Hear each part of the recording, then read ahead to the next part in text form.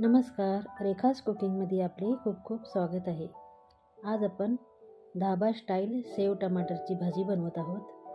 खूपच टेस्टी आणि झणझणीत अशी आपली सेव टमाटरची भाजी कशी बनवायची तर चला बघूया. त्याच्यासाठी सर्वप्रथम आपण कढईमध्ये 2 पळी तेल गरम करून घ्यायचं. तेल छान गरम झालं की त्याच्यात आपण 1 चमचा जिरे टाकलेत.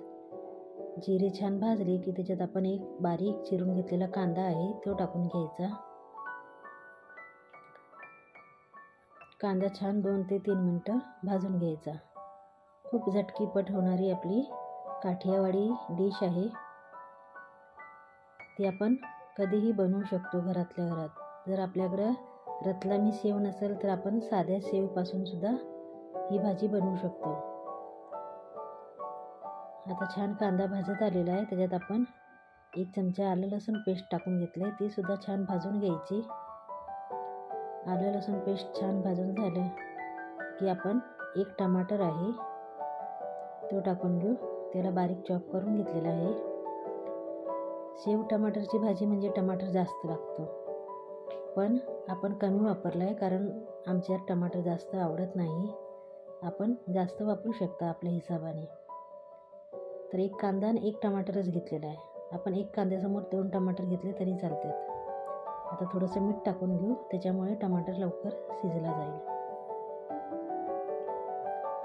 2 मिनटं छान परतून घेऊ. तर छान टमाटर शिजत आलेलं आहे. आता आपण त्याच्यात 1 वाटी कांद्याची पात स्वच्छ धुवून घेतली, बारीक कट करून घ्यायची. ती टाकून घेऊ आणि तिला छान 2 मिनटं व्यवस्थित परतून घ्यायचं. कांद्याची पात टाकल्यामुळे सेव टमाटरच्या भाजीला खूपच छान अशी चव येते. ही भाजी आम्ही एकदा धाब्यावर खाल्ली होती, खूप छान लागत होती. त्यात धना पावडर, जिरा पावडर, हळद, लाल तिखट सर्व आपण मसाले जी रोज वापरतो ती योग्य प्रमाणात टाकून घ्यायचे. आता छान व्यवस्थित मिक्स करून घेऊ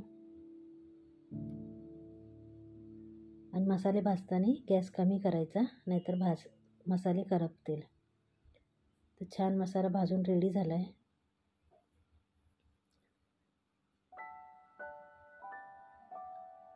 आता आपण त्याच्यात थोडंसं पाणी टाकून घेऊ.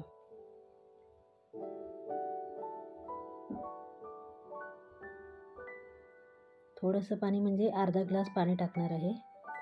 जास्त पाण्याचं कारण 1 जणासाठी भाजी बनवत आहोत आपण, तर भरपूर झालं एवढं पाणी.